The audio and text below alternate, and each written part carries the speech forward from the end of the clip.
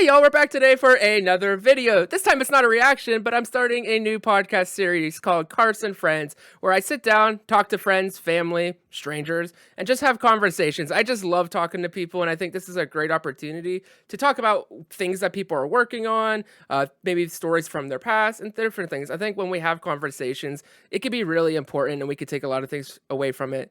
Today, joining me for my very first episode is my great friend Nicole Spears. We met through a community that's called orgs, or also known as online reality games, which is why I have this very obnoxious flag behind me, because I ended up winning a version of one of those games that Nicole hosted. Nicole, how are you doing today? I'm excited to be your first friend. I love it. Nicole, talk to us a little bit about Ascendance. What is Ascendance? And like maybe talk a little bit more about an org, maybe for people who might not know what an org is. Sure. I actually fell down a rabbit hole to find orgs. I follow McCrae from BB15, Big Brother 15, on Twitch, and he started broadcasting on this little app called TV Party app, TV Co. It doesn't exist anymore. Don't try to look for it. But on there, he started talking with Judd from BB15, who was in a show called Sequester. Turns out Sequester was hosted by Audrey Middleton from BB15. And through just chatting with people there, I found out there was a community of online reality games. Matthew Papa, who is the co-host of Ascendance with me, hosted me in a Survivor-style org. They're online reality games because we play them online. You can do them on Skype, Discord, Twitter, Instagram. They do them anywhere. Anywhere is a messaging platform. I primarily play Skype games just because I can keep my gaming separate from everything. But it's just like you think it is. It's Big Brother Survivor, the challenge, whatever format, and you play it online. You do all your calling, your messaging, everything through the platform. There's challenges. Obviously, we're not like doing 20-hour endurances most of the time. We're not lifting logs and wading into the ocean, but we try to adapt online to what challenges we can do. And eventually there is a jury and they vote a winner. And Ascendance specifically is a format I created because I played a few orgs, not very many, two or three maybe. But I was finding, just even looking through the org community, that a lot of the same people were getting to the end and doing well and just coming in with the same strategy and kind of coasting to the end. And I kind of wanted to break that a little bit. And so with Ascendance, I've kind of merged Big Brother and Survivor to kind of elevate people's social strategy. And I'll kind of let you talk a little bit about that because I've only played a very small little miniature fun goofy game version of my game, but you've played my game 3 times. So I think no one knows Ascendance more than JG. Yeah, Ascendance is wild. If you're familiar with Big Brother and Survivor, you can kind of figure out the formula to kind of beat it, or to do very well in it. Ascendance shakes that up because each round is just so unpredictable, not knowing who's going to be in control of the teams or the tribes, if you're familiar with Survivor, not knowing if you're going to be safe or not safe.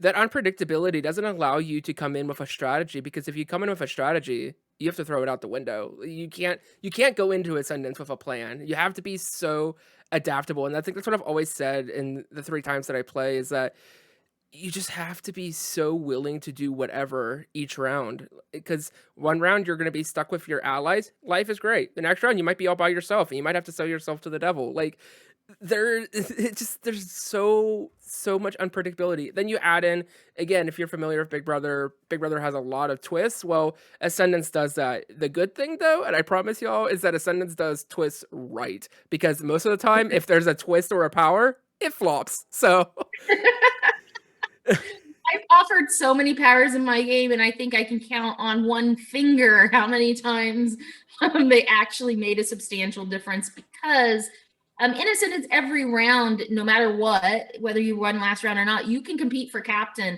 And if you're one of those winners, you help round robin pick those teams for the round. And then those teams compete head to head to see who can win and be safe. The losing team or teams vote someone out.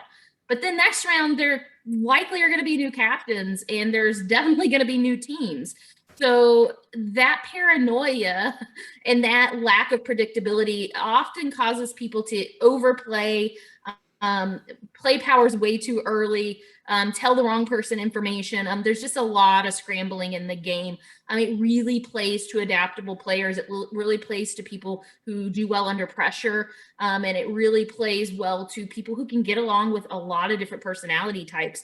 If you come in and someone ticks you off and you blow up on them, you might need them 2 rounds later. And that's real bad for your game. So Yes. it's very fun to host. I don't know that I would ever play it. It's a very stressful game, Yes. but very fun to watch. It is. I've always have said this. I said Ascendance is the hardest game. I have never put more energy, hours, emotions into a game. You know, I've played twice of the regular format, which goes for about a month, give or take, add a few days. And then I've played a mini version, which was a week long, which is almost even more demanding because it's so condensed. Which is why I think, you know, fortunately, people do respect it because it was such an intense game. That was the one that I was fortunately able to win. I still don't know how. I remember going into that game, and I think one of my first confessions, which, if you're unfamiliar, confessions, whenever you talk to production, you talk about how you're feeling about the game, how you're feeling about the players, and it's your way to have like a personal journal or a personal diary about the game without anyone really knowing about it besides you in production. And I remember telling Nicole right almost on day one, day two, like I was like, I don't know if I can do this. I don't think I have I don't have any space in this game. Like I'm not gonna be able to do this.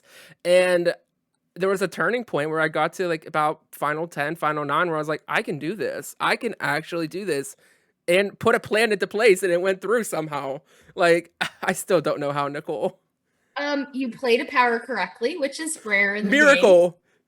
You read the room. You threw a vote when you needed to throw a vote. You could have went out easily when some votes were thrown on you and a power was played. Mm, You could have potentially gone out very early, and then you read the room and you were able to play a pendant of power to save yourself a second time, and you really got your footing in the game then to say, look, I see these two sides and I'm going to put them against each other and kind of manipulate's not the right word, but just kind of help people see, hey, where you're sitting in the game isn't as comfortable, as where you want to be. So I think the jury really respected that. You also sat next to someone who came in with a very large group of people. So I think I think it was definitely perceived that he had a easier challenge or an easier time to get to the end. So I don't know, big props. I mean, like you said, it sounds like it's a shorter game, but we played the same number of rounds. There were the same number of people, same number of powers. It was a very demanding game and a lot in one, just almost a work week. yeah, it was a lot. And so if it's something that you've never heard before and you're interested, just search for it. Like I would say specifically start off with searching for Ascendance. It's a great place to start, and you can kind of start to get yourself know a little bit about the community and other orgs, and we can really start to kind of, introduce you to the community because there are so many great people out there and so many great games that are hosted. Ascendance is definitely up there as one of the very best, but there's many people who have played Ascendance who host also many other great games. But what else have you been working on, Nicole? Like, Ascendance, the org is great, but is there anything else you've been up to? I've been up to Ascendance Live for years now, it feels like. We actually planned to put the org before you played season 2. We had the idea to make this game an in-person game. Wow, I didn't know And that. yes, we literally, as we were hosting season 2, we're planning the live game and kind of structuring it. And COVID had other plans. We had to postpone twice, but we finally were able to host with a fully vaccinated cast in late June of this year. And our actual first episode, I won't say our first episode 0 will premiere on YouTube tomorrow at 9 p.m. We actually will have episode 1 next Thursday. So every Thursday you'll be seeing that. The easiest way to find us is search Ascendance Ascendance ORG in YouTube. And you'll see all of the Meet Me's are out there, the Meet the Cast, things like that. But I actually have quite a few of the alumni and prod members, JG being one of them. JG helps me host the online game, has for a couple seasons now. He's going to be helping me in season 2 in the live game, which will be outside of Knoxville, Tennessee, with a wonderful property on the lake there. So excited. JG is got a lot of exciting things going on, especially with his YouTube channel. But he's going to help me with the things that you've seen him do here on this channel, which is, you know, how do we set up the filming? How, you know, what do we do? Where do we record on? What, you know, what lighting do we need? All those things. That's just not something I know. And so we can edit it on the back end, but we need that good quality footage to come into us. So JG's going to help improve on that. We had a really shitty camera season one. It's two good cameras, but we have one really shitty camera, and you can see when it switches between those cameras in the episodes. So JG's going to fix that next season. But I'm so excited. We're starting to plan that. Apps are out. We're doing interviews. We've got casting tapes coming in. We're doing auditions. Apps are closing on the 16th. So I'm going to have season 2 cast here very soon. So I feel like Ascendance Live since June has been nonstop for me between hosting episodes, you know, planning those out, and now season 2. So you're about to be really busy soon too. I can't wait though. I'm excited. What do you think, you know, having now experienced one full season, you're now editing it, like, do you think it plays out better live? Do you think that there's something different that the live format brings to the game and elevates it? So I think there's pros and cons to the live, and I have started addressing some of what I saw as a con in season 1 in my season 2 formatting. Some of the things, or some of the components that work really well in an org that have time to develop, like people getting, I don't want to give away too much, but people getting like special circumstances, or people getting thrown for a loop and not expecting kind of a format change. Those work really well in an org, because typically you have 24, 48, sometimes 72 hours to regain your footing, to talk to people, to reestablish those bonds. In between comps and voting, we were looking at 20 minutes, 25 minutes for strategizing in these rounds. So it really, really plays to people who can think on their feet and move quickly. But there are very good social players that if you give them time, they can work like miracles. So we are extending the game to make it longer in season 2, so that we are giving more time for that strategy to happen, giving more time for people to think. A lot of times, like, they're in the moment and they're in the comp, and they're not thinking, oh, there's a vote coming, I need to be working on that, I need to be. So I'm hoping to see our season 2 players taking that time to say, you know what, I'm not in the vote right now, but that doesn't mean I can't still be playing the game. I might still be able to influence this vote. That happens so much in the org. Like you said, you might be on the winning team. That doesn't mean you can't talk to the losing team, and that means you can advocate for your ally. You can advocate to send your enemy home with no blood on your hands. And not as much of that was happening in the live game. So those are two things I really hope, if anyone's watching, that they plan to play season 2, think about that, because just because you're not in a vote, or just because it's not strategy time, doesn't mean you can't be actively working on your game. So I'm going to give you more time to do that. But what I do also think is much better is people see how people are doing in comps. In orgs, a lot of the times you're doing comps one-on-one with production. We're doing one-on-one calls, and you may see results here and there, but you don't see if someone's trying to throw a comp. I mean, I have people in the org say, I'm throwing this, I'm not going to win. And they'll just sit there for 10 minutes and not even start the comp, because they want a terrible time. You can't do that in the live game, because people are going to tell you're throwing this and you're throwing it badly. Another thing that I think is great is there are a lot of people that are really good at lying over text. And maybe even on a Skype call off video, but one-on-one, that's not happening. People can read your face, they can read your body language, and even better, they can see you're going off in the corner with JG every round. They see you're talking and giggling with JG as you eat lunch. So there is so much more dynamic gameplay happening, even in the fast pace. I'm so excited. Like, this just sounds so good. I guess my final question for Ascendance, talk about Ascendance Live, is what do you think makes Ascendance, like, I know I've talked about it a little bit, but for you personally, what do you think makes Ascendance stand out, and specifically Ascendance Live stand out versus Big Brother and Survivor? Like, you know, we love these games. It's the reason why we got into orgs. It's the reason why, you know, we want to create our own. And so, like, what do you think, you know, not necessarily to bash on those, because if it wasn't for those, then we wouldn't be here. But what makes Ascendance Live special to you? What makes it unique? I mean, it's special to me because it came out of my head. So Fair. I'm definitely biased.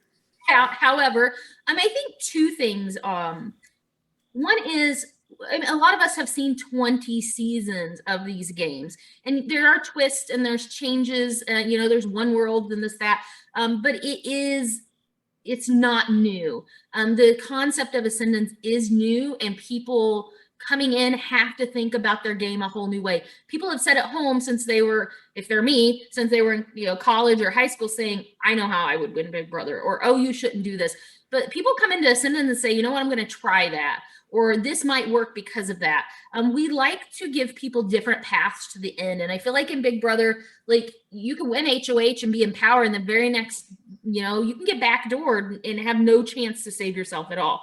So it goes very much from comp to social, comp to social. And in Ascendance, you can win your way to the end. If you're amazing, you have two chances to save yourself physically every round. You can win captain and be safe, or you can win in the team challenge and be safe. If that's not your style, there's also the social component of you can save yourself with those social ties. If you're good across the board, it doesn't matter what team you end up on, because either you can count on your allies or you can count on bigger targets ahead of you. But there's also that strategic element of, maybe you don't care if you lost because you have worked with the captain to set up your team to make sure there's a target to go home.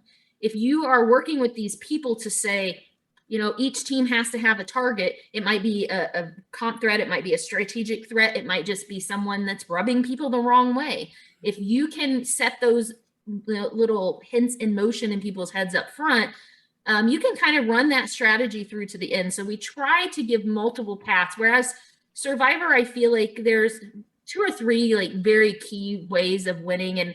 And one is you Aussie it to the end and you just grind it out.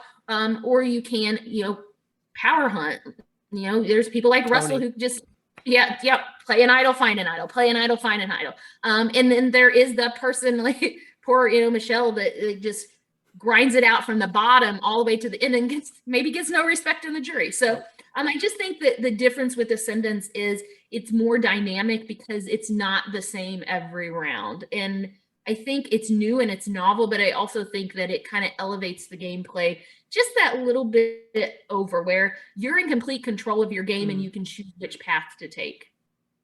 I love it. Love it. Love it. Love it. I'm so excited to watch season 1 and be a part of season 2. So excited. If people want to support, what's the best way for them to support Ascendance Live? The easiest way to find us in all of our social, you can do one of two things. You're already on YouTube, and I'm sure I'll be commenting somewhere down there. You can find us through that. There'll be a link. Perfect. Ascendance.org. Any of our live videos have all of our socials in the descriptions. We do have Instagram. I'm a little older. I'm not great at that. We do have Twitch. We do plan on starting to do some special stuff on the side with that. We have a Patreon. We hope to help people support people in future seasons. If you can't afford it, we hope to use the Patreon and some of that alumni support to get people into the game that can't afford to get there. But the number one way that you could support and find out all the information is go to Facebook and search Ascendance.org. It's Facebook/groups/Ascendance.org. All of our stuff's posted in there. It's a group, and it's a lot of like-minded people. If you love reality, you're going to like the people in that group. You're going to see other orgs get posted. Their apps will be posted. Our alumni is in there and very active. We call it the Ascendance family because it's such an intense game. You get really, really close, and then that bonds you with the other people because there aren't a lot of people that have experienced this. And if you get deep in this game, you've really gone through the ringer and you really will bond with these people. So hopefully we'll host a mini or an org soon when things settle down with live. But right now, get on that YouTube, subscribe, and start watching episodes this week. Definitely. And like I said, there will be a link down below so that way you guys could get easy access to that. Oh my goodness. Nicole, we were also talking, we're both fans of TV, and we've been talking so many times that we've been wanting to start a podcast, and, life happens, COVID, life, and just, there's so many different things. And honestly, like, eventually we're going to do something. Like, it's just a matter of when. We're doing it right now. We're doing it now. Live in March. Exactly. And we have so many shows and connections. Like, we love The Walking Dead. We've talked about reality games. But, like, I've been on a journey recently, thanks to my community, watching Lost. And I remember posting on my Facebook, you were like, oh, when you're done with season 1, let's talk about it. And here we are. I finished season 1. I have to say, I'm very excited to be your first friend, but even more excited to be the first friend to get to talk to you about Lost because legitimately TiVo was became a thing, and I know people it's DVR now, but it's still TiVo to me. Um, I never watched anything live ever Mm. until Lost. I saw the previews and everything coming out, and I'm like, this is a stupid show. Who wants to watch something about a plane crash? This sounds dumb. It seems supernatural, and that's not my thing. My mom watched the first season, and she just kept bragging on it, and she's like, I really think you would like it. And you know what? She told me about Survivor like right before that, Wow. and I'm like, I guess I'll watch it. And but my mom and I don't have similar TV. It turns out we have very similar likes in TV. I just didn't want to think at that Of age that my course. mom and I had anything in common. So I watched it. I binged the season. I was the luckiest human alive because I finished season 1 the day before season 2 came out. So I got to go right into season 2. And Wow. it is literally to this day, Lost and The Walking Dead are the only shows I ever watched live. Now I don't even watch that live because I don't even want to mess with cable. But for Yeah. years, Thursday nights were Lost, and I didn't have a lot of friends. That there were so many groups, and it was really when chat rooms about TV were starting, and it was Mm. just such good TV. And I'm just so excited that you get to experience that. It's still one of the very few shows I watch over, but to experience it fresh and like no spoilers and you don't know what's happening, I'm just so excited for you and jealous, to be honest. I've been told that a lot. People, a very common comment on the reactions is, "Oh, I wish I could go back and watch the first season blind." And it is. It's something where I have known about Lost, the existence of Lost forever. Like it's a super well-known show, obviously, but somehow through all this time, I have not been spoiled. I knew the basics. I knew there was a plane crash. They crash on the island, and they're trying to survive. And I knew that the ending, obviously, no spoilers, but I obviously knew that the ending somehow was controversial to some people. My community has told me, though, that it was a loud minority. So my community seems to be pretty on board. So it makes me a little excited. I am a 100% supporter in the way they ended the show. I think it was very well thought out. And I do think that if you actually are a fan of the show and you understand the show when you Mm, get to the end, the ending makes sense. I think if you don't understand the show, that you totally misunderstand what the mm. ending was. And I think that's what that vocal minority is they misinterpreted what they were telling you. And I cannot wait till that final season. I'm going to be here more than once because there's so much to unpack that season. uh, so season one, it's such a, I talk about it in my review that it's such a unique show where it starts out pretty simple, and you go in with that simple concept where you think it is just about a plane crash of people surviving. But as the show progresses, and even in that first episode alone, you find out that there's a lot more going on. I mean, I think it's within the first episode or the second episode, there's a polar bear. Like, what? The very last clip of the first episode sounds like a Tyrannosaurus Rex Yes! running through the jungle, I and st- it just leaves you on Still, that cliffhanger. It's so well done. Just every detail thought out. I have said that it's Jurassic Park. I've said that all season. And I think it's interesting though. Speaking of that noise, because at this point right now, I still don't know fully what it is. But as the season's gone on, it started out more of like a dinosaur growl almost. But as it's gone on, it's become almost more and more machine like. So I'm very curious to find out what is going on because that sound is evolving. I've picked up on that it's changing and maybe it's because we're closer to it so we could hear it more, but Mhm. that sound is very whatever is going on is very interesting and I don't like it. It's very unsettling. So I have questions for you, and I Okay. was thinking this because you said Danielle on your last review, and I'll admit I've not watched every single watch through, but I've watched the most recent ones, and it made me think. I wonder if you know Lost lingo. Like she's the French woman to me, and she is always the French woman to me because we did not know things as the seasons were coming out. Mm, So we made up names for everything on our own. So on Facebook or in chats and chat rooms and things like that, we had names for things that just kind of stuck. So Hmm. I don't know if you even have we will have the same language now that it's so many years later. That's interesting. I didn't even think about that because yeah, obviously at first, like, we get introduced, she's the French woman, but once she becomes, and even for a moment, for a while, I was even then calling her Russo, like for like maybe towards the middle part of the season, I was calling her Russo, but eventually we find out her name is Danielle Russo, and then I'm like, okay, well, I'm just gonna call her Danielle from now Yep. on, because that's what I try to go with, from my perspective, I try to go with what the characters are going with, to Yes. and flow with that, and unless things change. There was even a moment towards the end, like in that last episode, and even a little bit, I think, in the season 2 premiere, they were going back and forth with Hugo and Hurley. That was throwing me off. I was like, That won't end. can we just pick one, Nope, please? they will not.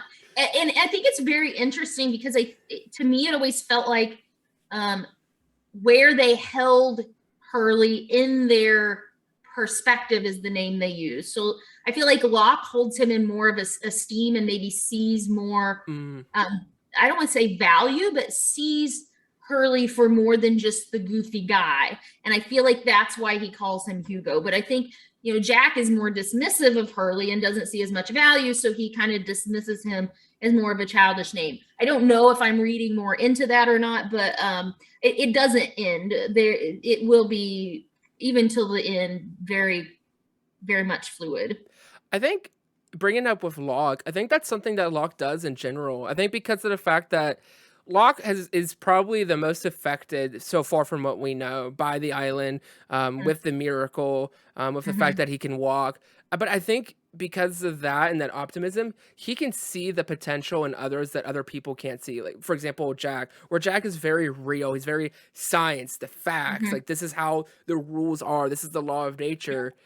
On the other side, we have Locke who can now see, the optimism, the positive Mm-hmm. side. Like, I think it's even he's the one who even has a conversation with Shannon at some point about Boone. I think it's him. Yeah, it has to be. Unless I'm making this up. Which conversation? He's like having a conversation about, because like it's whenever she's like going with that internal struggle between Boone and Saeed, where like Yeah. she's just starting to kind of get those feelings for Saeed, but then Boone is like still kind of like holding her back a little bit, and Locke is like you're your own person, make your own decision. That's a problem. That was very problematic in the community. Um, I imagine. I can't even. I'm That was telling you, 2004, right? the hate for her was real. And I'll tell you, do you know that she plays on The Walking Dead?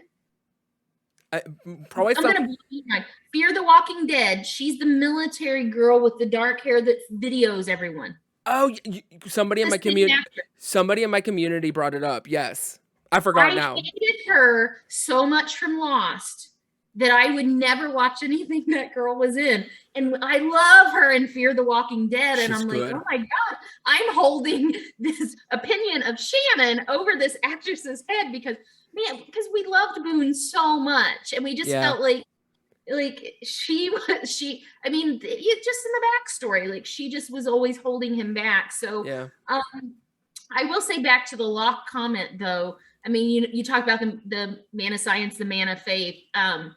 You're looking at a man who had a spinal injury, telling a spinal doctor, Yeah. hey, you got to have faith. And he's saying, no, it's not possible. But if the reality of the situation came to him, I still don't think Jack would be able to process it, because he would say that's not possible, because I deal with spines all the day. So this is the juxtaposition of the two characters. They do it so well throughout the series, and they really lay that groundwork, season one, of which path are you going to take? And JG, that'll be a question you're going to ask yourself, not only every season, but every episode. Am I a man of faith, or am I a man of science? Because the island is going to lead you both ways, and you're going to say, which one is it? And at the end, you have to make a choice, and you're not going to like either choice you pick, no matter what. You're going to be like, well, maybe I'm wrong. So, and that's just, I think, the brilliance of just the way this series is laid out. It's so perfect that you bring up about that spinal, because I did just watch the premiere of season 2, and it had that it was the flashback with Jack, and he's doing the surgery on his wife, but also ex-wife, because at the end of season 1, he's not married to her apparently. Mucho confuso. I want some answers lost. It gets more confusing. You still haven't figured it I out, oh but I'm waiting go with lost. it. I'm waiting lost, but I that is so interesting because the fact that literally that is literally what he ends up doing, where he's talking to Desmond, and he has that really interesting conversation in the arena in the stands about faith and miracles and such, and it's almost now like it's so interesting to see Jack like tackle this, and he even had conversations kind of like with his father about it. And so Jack is a character. While I think that the cast overall are leads, I think Jack is kind of like our main perspective on the Mhm. island right now. But Mhm. Jack 75% of the time pisses me off. Like 100% of the time. I hated any like love scenario that people would try to dream up. And this is back when shipping was really big. I'm gonna ship Jack with all these people. I'm like, stop shipping Jack. Nobody should be with Jack. Jack's terrible. But we need Jack because he keeps us grounded. He yeah, keeps us doubting. He keeps us asking questions. He's the yes, one that keeps saying, how? How is this possible? And that's really at home what you're sitting there saying too. I mean, he's living it and saying, what's going on here? And you're sitting on yeah. your couch saying, what's going on here? So I think part of what the hate for Jack is we're there, Jack. We're there with you. We don't know what's going What? on either. Yep. I I agree so much. I apologize. I definitely have shipped Jack and Kate a lot this season. Ah, ah. I cannot explain it, but Kate is my favorite character, and I do not know why. I I'm going to give love you a Kate. pass. You don't know Desmond yet, so I'm going to give you a No, pass. okay. But if we go to the season 2 wrap up and you're not saying Desmond's your favorite, we can't be friends anymore. I'm sorry. We'll see. It's Desmond or Sawyer. You got to pick one. You Uh really do. we'll see, because I have some strong feelings about him right now with the cliffhanger of episode 1. I'm not a fan. Sawyer. As of episode the premiere of season 2, it ends with basically they're in the hatch. Kate is MIA. Mm-hmm. Jack is kind of poking around for the first time, and then he sees Locke, and then all of a sudden a gun is pulled up, and then Desmond pops out. I'm pretty sure it's Desmond, because Jack pretty much confirms it, and he is like, How are you?" And then it like cuts, and I'm like, "Oh, That I was just thinking about that in the car today, because I on the way to physical therapy, I listened to the very final where they blow the hatch and all that. yes, Your review, and I was just thinking how delicious the next few episodes are going to be, because that cliffhanger right there is going to define the next few episodes. And it'll take you a few seasons, and you'll like me, right? I was just processing like what's going to happen in the next few episodes and how it ties into the end, and just how great the writing is, mm, because everything, even things they're planting in season 2, means so much to how everything is just yeah." there. So the next couple episodes are gonna be really fun. I can't I've been wait to come told. back and watch and see what you think. It's very fun. I'm I love super Desmond excited. though. I don't ship Desmond with We'll anyone. see. I want Desmond to just exist in my world constantly. He's just so full of good quotes. He's so charming. I don't know, just his character is so We'll see. endearing. I will And preface for my audience, like, that's not a spoiler. I do think Desmond is a like a good guy. I don't think he is a villain. I didn't say that. I know. I'm just before I get any comments, before we get any comments, Oh, I just want to just make it clear. I do think that in overall Desmond will be a good character.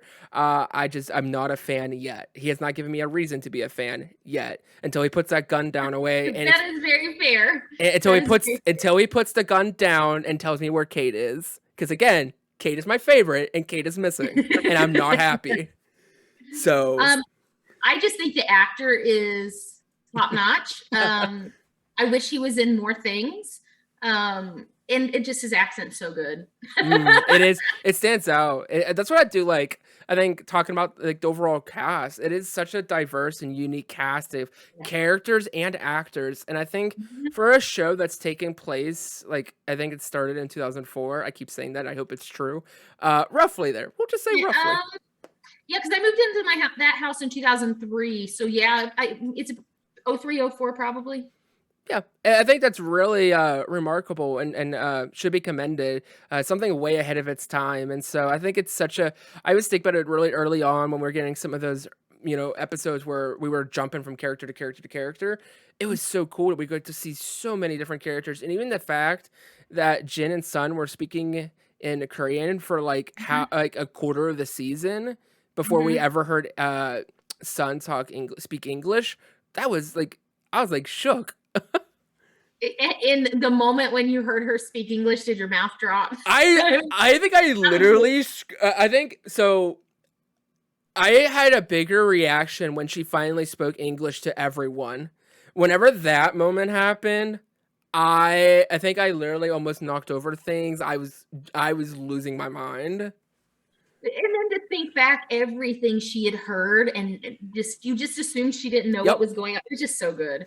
I It's will say, I mean, the you bring up one of my favorite, and it could be considered a trope, but my favorite component of Lost is the method of storytelling, with the flashbacks yeah. telling you more than any of the actual story does half the time. Sometimes you walk away learning very little about the island in the present day, but it's built so much character and so much motivation. And just they continue to be, I feel like, innovative throughout the season or the series, just in their storytelling devices. And I don't know, it just kept me hooked. And Yeah. I know that some people were like, oh, it's a trope, or, I don't like it, but I loved it. I bought in a lot. I'm really big on knowing characters' motivations, and they do a great job. I agree, and I think I even said that I love that format of storytelling as well, and I said it so many times during my reactions, and it really does. And my audience actually informed me of something. So I'm a huge fan of Once Upon a Time. Once Upon a Time is like Yes. one of my other favorite shows, and they do a very similar, almost exact Yep. same model to Lost, where they do the present story with a flashback. And Mhm. my audience told me that there were actually writers who went from Lost to write on Once Upon a Time, so it makes so Yeah. much sense. One of the executive producers, I believe, also was Yeah. there. Yeah, it's great. I really loved that show in that they took that storytelling device to another level where they were almost paralleling the stories. They Yes. did a really good job of, like, whatever was happening in today, they were mirroring it in the past, and it And was yet they really, were the past. yes, It's so good. so good. I Uh, missed that show. It was I so good. I do too. I'm like, you could reboot it, but I'm like, "Ugh, but it's so special. I don't want you to ruin it." And like that 7th season, we don't talk about the 7th season. I mean, they almost would have to just bam in a whole new town with whole new characters and just like whole new fresh storylines. And it would be hard to do because such iconic characters would be yeah. missing. Did you You watch can't have Prince Charming without Prince Charming. exactly? Did you watch the Wonderland spinoff? Yes, I forgot about that. So good. So It good. is one of the Acting best. was so good It too. was one of the best contained stories I have ever seen. The fact that it had a beginning and an end, and that's all they were gonna do. It was Yep. so good. But also so sad because it was so short. And the acting was so good. The storytelling, and I mean, I maybe looking back it wouldn't be as good, but I mean it was Mm, really good cinematography and really good yeah, special effects for the time. I'm sure now maybe I wouldn't think that, but yeah, there was some good TV back in the day. right. And I think even now we're in such a prime, like looking at what's coming out in the next few years, like nerd TV and pop culture is just in such a prime spot. The fact that we're getting like a Lord of the Rings show, we have. What? You didn't know about the Lord of the Rings show? I don't I'm gonna be completely honest, and your audience is gonna be very disappointed in me. I don't watch much TV anymore. You're so busy though. Watched Fear, I watched The Walking Dead, and I watched The Handmaid's Tale. And then I have like Grays and the stuff I'll like catch up on here and there. But I haven't found that show. The Walking Dead's losing me a little bit. Fear's pulling me in more. The Fear. spinoff is good. Fear is so good now. The first season I didn't like it, but I stuck with it because I loved the children. Sad that a lot of the cast is going away, but they pulled in Morgan, which got me. Got a But lot of people. I do still like the universe, but it's just the excitement has kind of died down. And Handmaid's Tale really gets me, but it's so many time. There's so many months between. Yeah. There just hasn't been anything to hook me like a Lost or a Walking Dead lately. So I'm hoping something comes out. I'll have to watch you for some recommendations on like what I need to see. Yeah, my audience, the community, they want me to watch, we'll watch Handmaid's Tale, so that'll be something I react to at Haven't some point. seen Handmaid's Nope, nope. Tale? Gee, do you even have good taste in TV? No. So I do have taste in TV. I just I don't I just haven't sat down and done it till now. Now I have an I think excuse. it's so I had a personality, and this is part of why I didn't want to watch Lost. I think this is a good conversation to have, especially with your audience. I was so hell bent when I was younger on not liking anything mainstream. Like, Mm, oh, if everybody likes it, it must not be good, and that's why I didn't want to same. watch Lost first. I didn't watch Walking Dead for a few seasons I because haven't I'm like, watched Stranger Things for that reason yet because of that. so the funny thing is, my husband has a lot of shows that are mainstream that he's watched that I just really was like, nope, it can't be good if all these people like it. And we had all that stuff going on with COVID and a lot of just emotionally draining stuff. And we just committed to buying all Game of Thrones. He loves it. It's his favorite series. And I said, this is gonna be stupid. I've heard all these bad things and the Red Wedding, whatever it is, it sounds awful and all this stuff. And you know what? We sat down every night and watched it. And damn it, if that wasn't a good show. It was great. Again, maybe not the best ending. There's some struggles with some endings, but well done. And so I just watched Breaking Bad with him. And you know what? I don't love it, but my God, Bryan Cranston's so good. That's on the He's, list too. oh my God, he's such a good actor. And they had a little spin-off movie with Jesse. It just was, like you said, a well-contained story. So good. And so I just need to do a better job of just um, making my own opinion. And if other people like it, I might like it too, and other Yeah, people might like it, and I might not. So I'm growing as a person. we love it. And that's the thing about TV. It's just so subjective and like it's art. Like you can't just like I think to some degree you can tell if there's like some bad quality to it, but you could still find appreciation even in that and just Yeah. in general. Like at the end of the day it's an opinion, you know? Like Hmm. I think because there's a lot of times a lot of story creators get a lot of backlash for their story for movies and shows and such, but that's the story that they're creating. That's not your story. You have that opinion and right to not like it, Hmm. but like at the end of the day that's the story. Like that's what happened.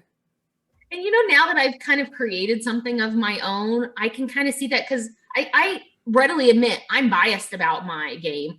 I don't think my episodes are going to be great, but I still want to tell my story, and it Mm, won't be as great as I want it to be, and it could always be better. But I have so much excitement for what I've created that I just want to share it with people, and people not liking it's going to be hard. But you know what? I don't like everything that's out there, and that doesn't mean that other people aren't finding enjoyment out of it. So it's kind of coming full circle where I'm on the other side. I'm more creative in like the word stuff. I'm not mm. creative in visual things. So now that I'm doing something that's going to be out there, it's just a different perspective for me. And I don't know, it's just really fun reliving the characters and the love and the joy I got out of Mm. it. And Game of Thrones brought that back to me, where it's like, of course, binging is lovely. Man, it wasn't something that used to exist, but just rooting for somebody, really getting behind a character, really hating a character, like it's just Joffrey. oh my god. I mean, it should have. He should have died in a more painful manner. Sorry, that was a spoiler. that was a spoiler. You should edit that It's out. you should have known. You should know that by now. If you don't know that by now, go watch it.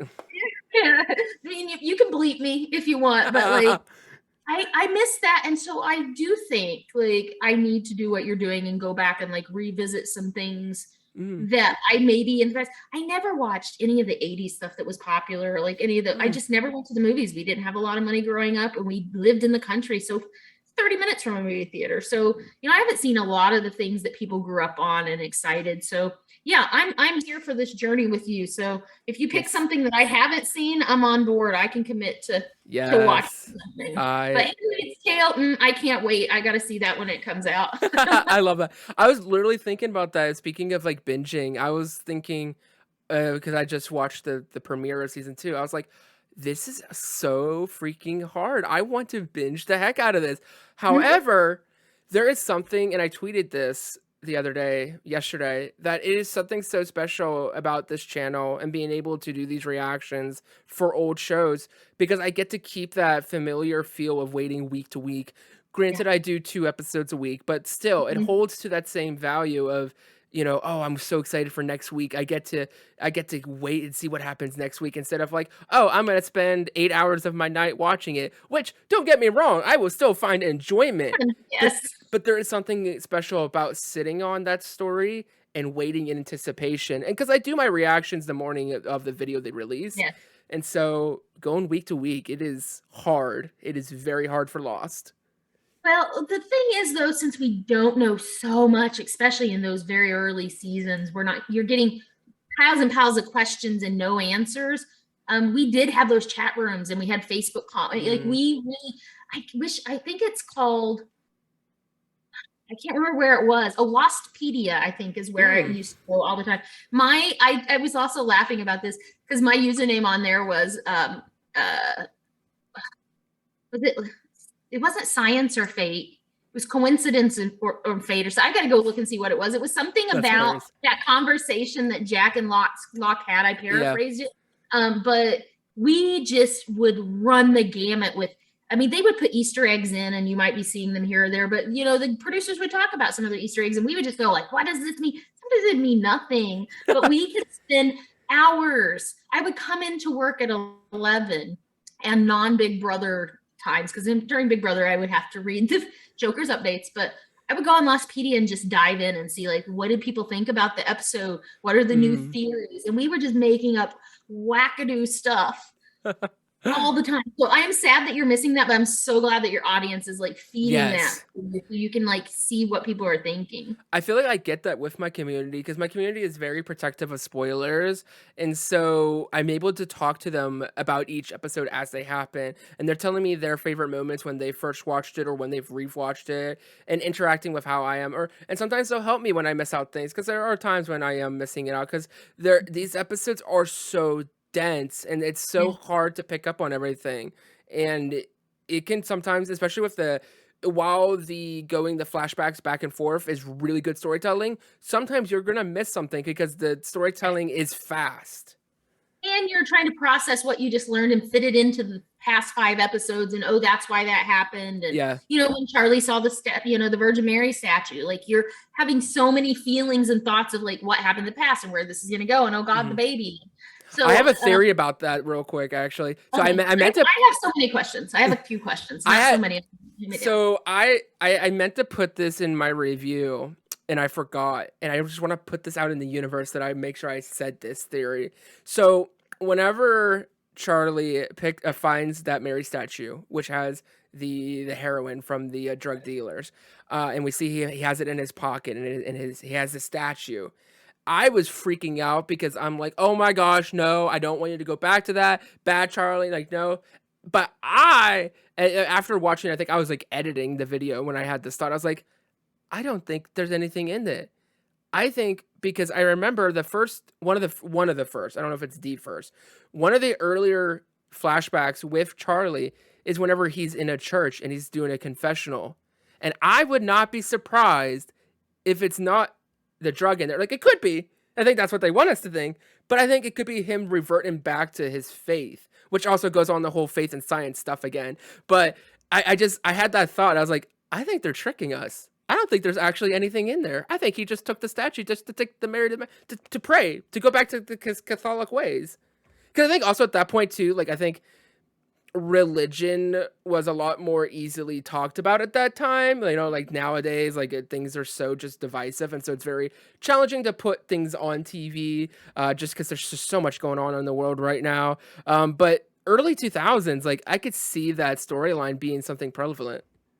I had a 1-year-old back then, so I wasn't too involved in like what was going on in politics and news. However, I will say now that Charlie's being brought up, and you kind of saw how he reacted when Aaron, yeah, all of that, it just kind of shows you what a passionate person Charlie is about everything. Passionate about music, Yeah. passionate about stepping up and being this quasi father figure.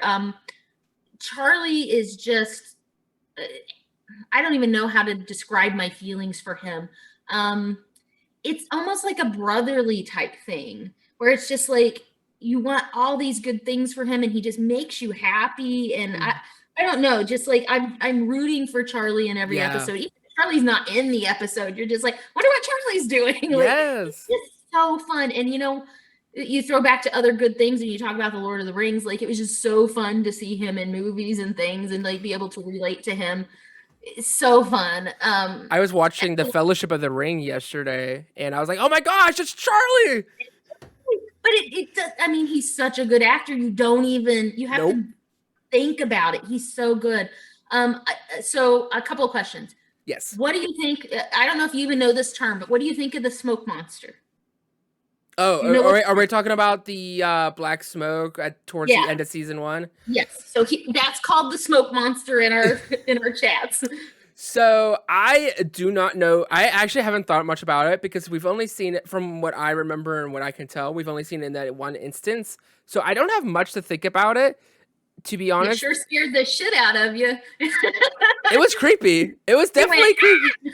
what's it doing? It was so good. That was a good reaction. That was fun. I think I was more concerned about what was happening to Locke in that moment. Yeah, I think it's interesting. Because I feel like that's what's so interesting about Lost is that they bring up these things, and then Right. like they'll come, and then like nothing will happen for episodes Mhm. and episodes and episodes. I'm still wondering about the gosh darn tennis shoe in the beginning of episode one. I will never forget that. We'll get an answer to that. I imagine, and I I hope so. do have a question too. Why was there a polar bear in the jungle? That too. Wait, can we also make sure we get it correct? Polar bears, because there've been multiple. I think there's been 2 or 3. You will get an answer to that as well. I Please. mean, I feel like most of the stuff you'll get an answer to, whether you Yeah. like it or not. Um, who is your least favorite character?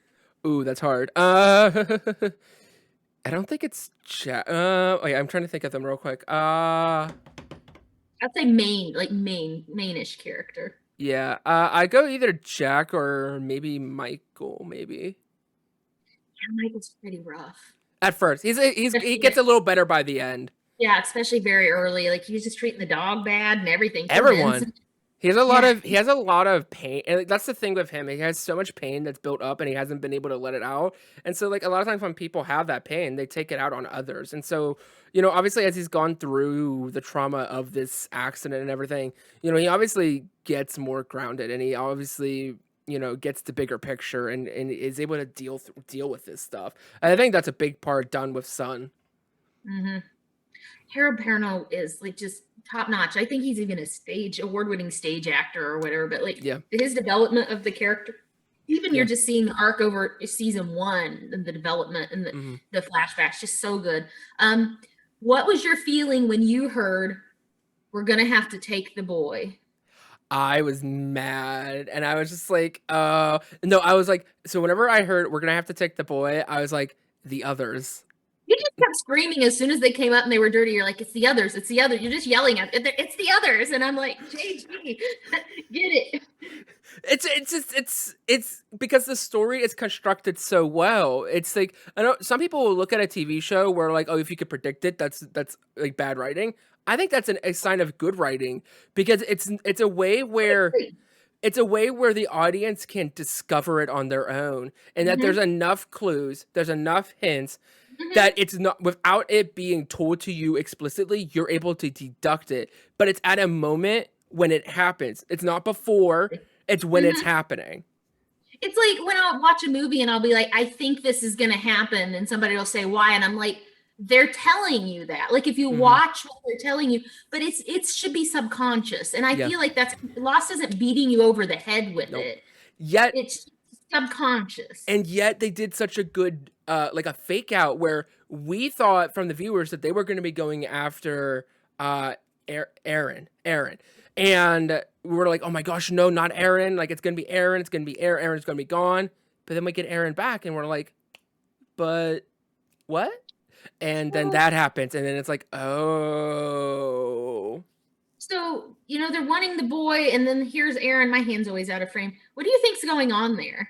I do not know. I don't trust it. I don't like it. They seem very shady. They seem very creepy. I don't think they're a part of Desmond, which I said in my episode 1 season 2 reaction. I think Desmond is now officially his own entity. I don't even know if he's connected to Danielle. I think I think Danielle could possibly be her own person. Desmond could be his own person, and the others are their own little people, creepy people. I don't like them. I get the worst. Like, I don't want to say cannibalistic because that's very extreme, but like, I just get very like creepy, very just. Unhinged. I Yes. I don't get good feelings. Yeah, early on, the French woman was like it was like a dirty word in the chats Yeah, where it's just like the French woman, like it was just overall detestation of her. So what do you think Desmond's doing in the hatch? that's my big question right now is like, what is he up to? So I'm also very concerned because when we blew the hatch up, we now saw on the other side where it said quarantine. So that's very concerning. And we know that Danielle was talking about an infection and it killed her group. So I'm very concerned that we have now blown that open and what was possibly keeping something inside. So that is not good in my opinion. I do not like that. Like I said, I do think Desmond is going to be a good character because I think when we met him, he was introduced as a good person. I don't think it's I don't think it's in the nature of Lost or even a TV show to completely just flip it like that. I think they want you to kind of feel untrustworthy and maybe a little uneasy, but ultimately he is a good person. He's obviously injecting himself with some sort of some liquid, with very intense gun of some sort too, mind you. So Very reference. he himself could be infected, and he's keeping himself at bay.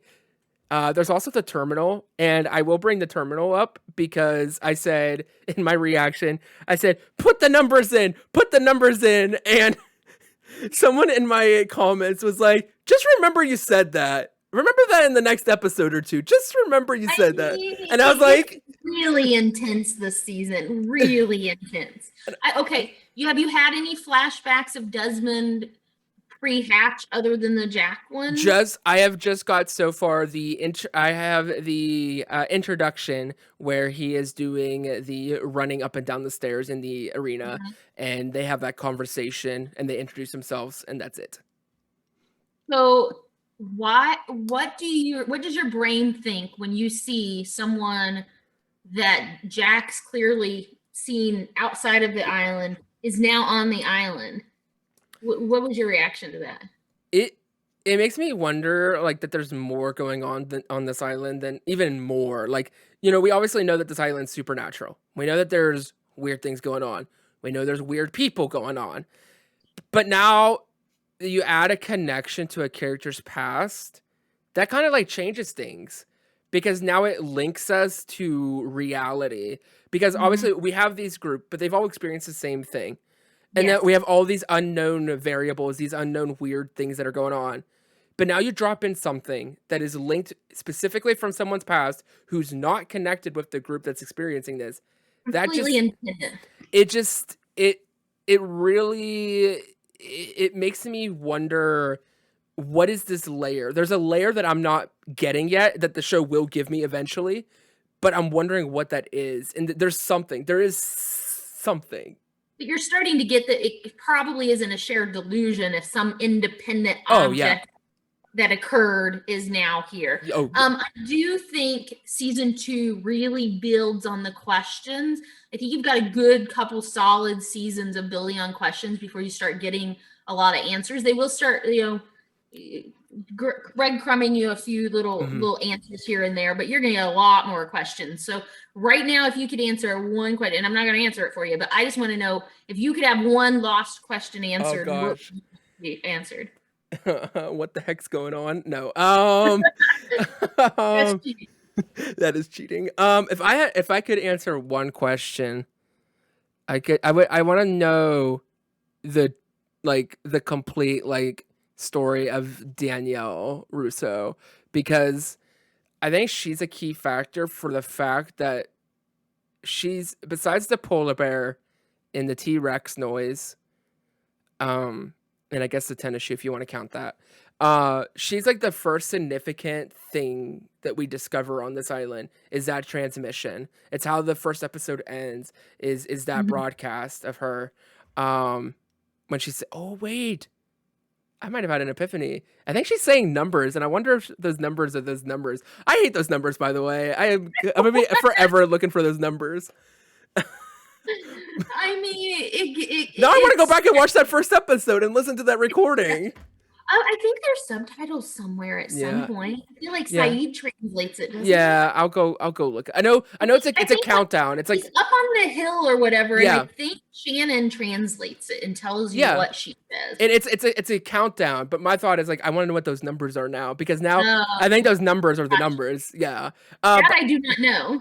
I'll look I it don't up. know the answer to your question, but I do say I think that's a great question. I think Russo's a very interesting character, so I think that's a good question to want an answer to. I will say I'm excited. I want to keep in the loop. Keep telling me what you Yes. think. Tell me when you get those Oh like yeah. aha moments. I can't wait. Oh I yeah. do have a question non-loss related. Yes. Um, Recommend me something I should be watching since I'm Ooh. trying to step out because you're Uh, hearing like some of the things that I'm interested in, like yeah. that I liked. So I think you have a kind of a vibe for my Taste. Yeah. repertoire. Yeah, my taste. Well, you got really excited for Lord of the Rings. That's not coming out till next year on on Amazon Prime, so you have a little bit of time to wait for that. But you can check that And out. Game of Thrones prequel too. Yes, the House of Targaryen, which I'll be reacting to on the channel, except for the boobies because YouTube does not like boobies. Uh, I'm really upset that that's the house that they chose to make a spinoff of. I'm not a Targaryen fan, but no. I'm still gonna watch it. I think the Targaryens are going to be interesting though because they are such an interesting. I love that. That's one of my They're good. favorite lines in all of Game of Thrones is when a Targaryen is born, the gods flip a coin. I don't remember that, but that Eh, really does sound about right. It's a Well, I think they flip a coin no matter what the outcome is, they end up going off the deep end anyway. Look at the brother, the dad. I mean, woo, yeah. So if you're enjoying kind of like good people. if you're enjoying kind of like because you're definitely seeing a little bit more in the fantasy realm because you're definitely with like Game of Thrones and kind of like the mystery-ish. I would say The Witcher on Netflix is really good. It's only been one season so far. Season 2 comes out in December. The first season is confusing as heck though, so it'll be a show Love it. where you'll watch it one time and then you'll click what's going on and then you'll rewatch it and you'll be like, oh. And they, for that reason though, it was a bit confusing for some of the viewers. It was like one of the biggest complaints. So season 2 is going to be a lot more gentle Mm, in terms of not being so confusing with this story because they kind of do flashbacks and such, but they take it to a next level, and that's all I'll say on that. It's short though, um, 6 episodes, I think, oh wow. or maybe I'm maybe gonna kick 8. one back to you. You might have already watched this. Tell me if you haven't, but have you seen Manifest? No, I've been told. It has Prince Charming in it, so there's a pro Oh, there. yes. He's the lead character. Good character development and that element of mystery where you just don't know. I haven't finished season 3. It did just get picked up by Netflix, so there will be a future Mm, season. I just saw Drew say that today. So, if you want to pick up something in the downtime that's got a lost feel to it, I will mm. say, Under the Dome gave me somewhat lost Ooh, vibes. It ended way too soon and was never resolved, but Manifest is the closest to Lost I feel like I've felt in a long time. So I would throw that one down your path as something to put on your list to maybe watch. definitely. It's got a following. The people that love it, and Mm, it's like it's got the mystery loss element, but it also has like almost kind of like a crime solving almost element to I it as like well. that. So very good. Do you remember that show? It reminds me. I feel like this is such a show that would be up your alley. I don't remember what it's called right now. Maybe it was called The Vanished or something. It was on NBC, and it was The about. 300, It wasn't. No, it wasn't that. That's a the show. 100. The 100 is a show on CW that I No, want to it's watch. not the one. Well, it's the people where they all disappeared and then they came back. Something like that. Yeah. And we thought they were aliens, but they Yes. weren't. It was I like thought on. it was It was on called the one. I NBC. thought it was called the 300, but it's probably not. That was the best show. If you have not watched that, when JG figures out what it is and tells you, watch that show. I don't want to spoil it too much, but I mean, it's definitely supernatural, but so well done. That it was just so well done. I I don't. love that I show. I don't even forgot all remember. about it.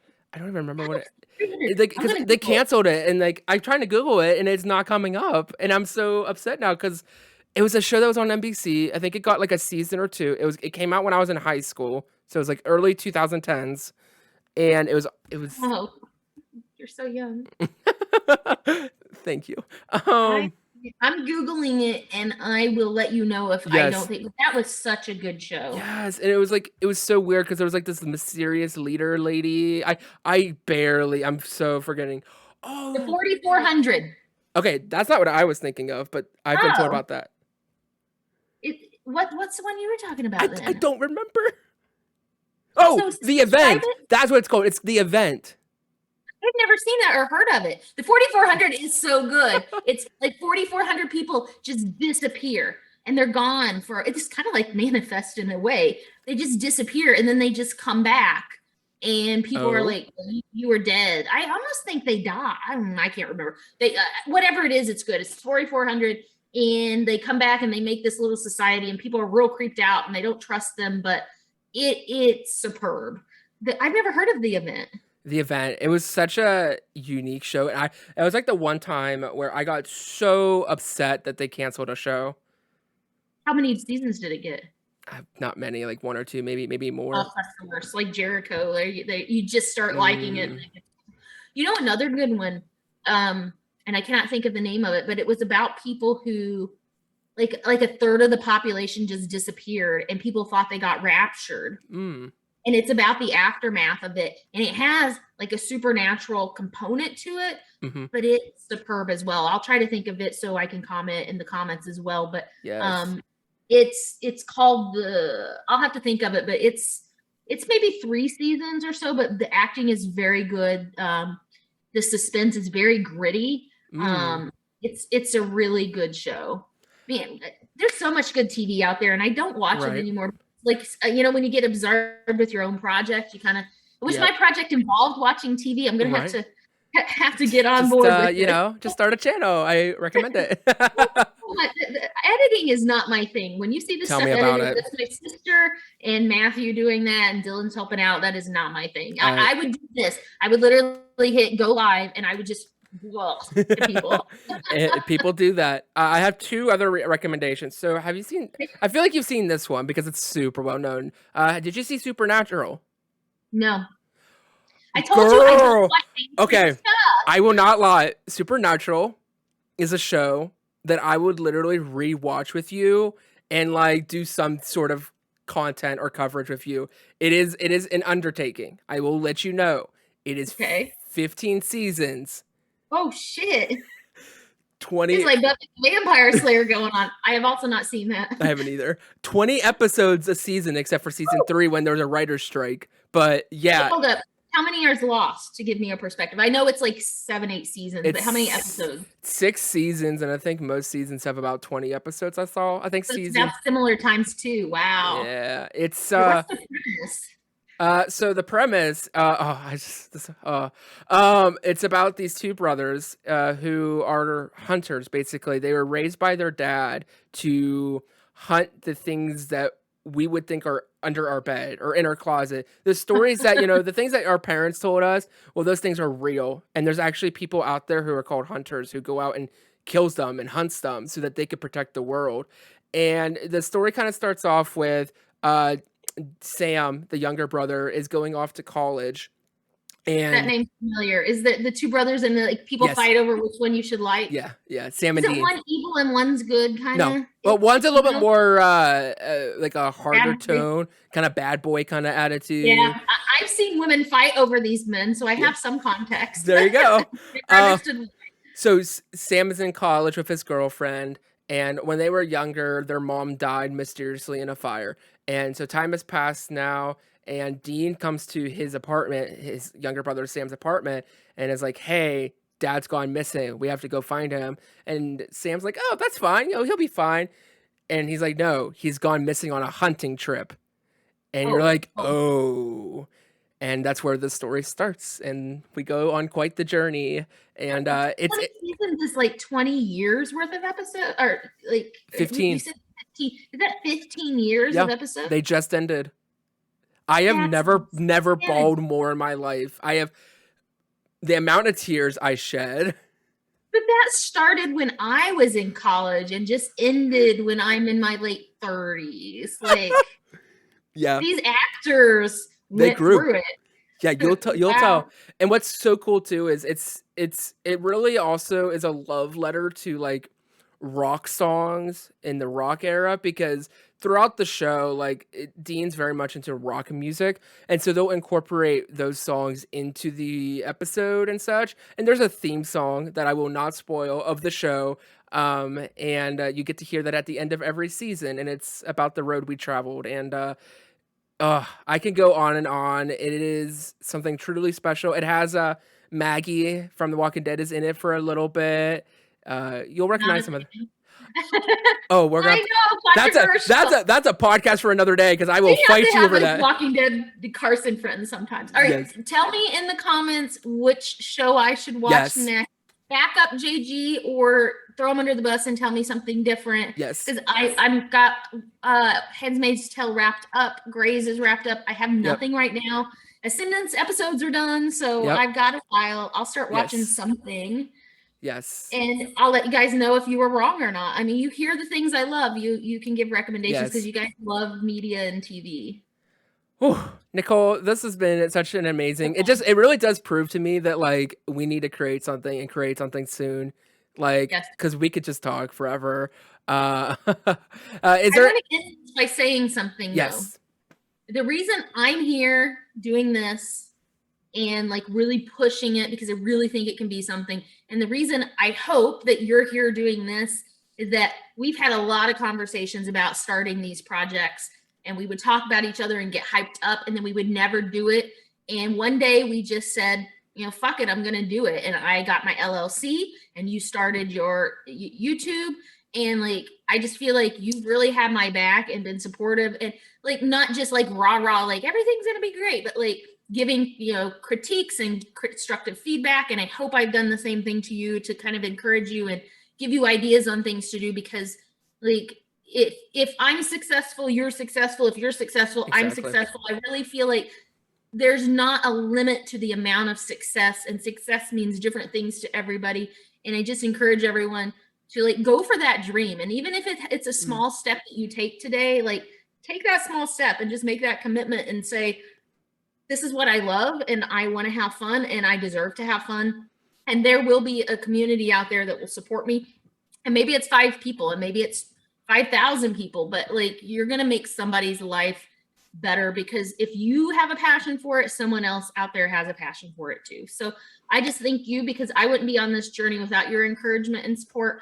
And you know, I'm always in your corner. always. And if you need me, I'm here. And I hope that people in the comments have that somewhere too.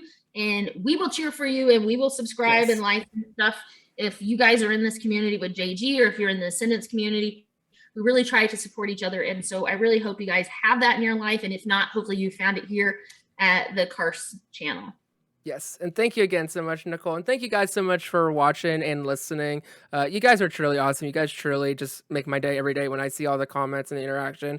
It's crazy that this started 4 months ago with 0, and we're getting closer to 500. We're getting closer to 4,000. Like we're almost at partner, and it's just so crazy. Like Nicole said, she's always in my corner, and I'm in hers. And I really do think that doing this tonight really ignited something that you're gonna be seeing a lot more content from the both of us, you know, her doing Ascendance, me doing my stuff, but also us together.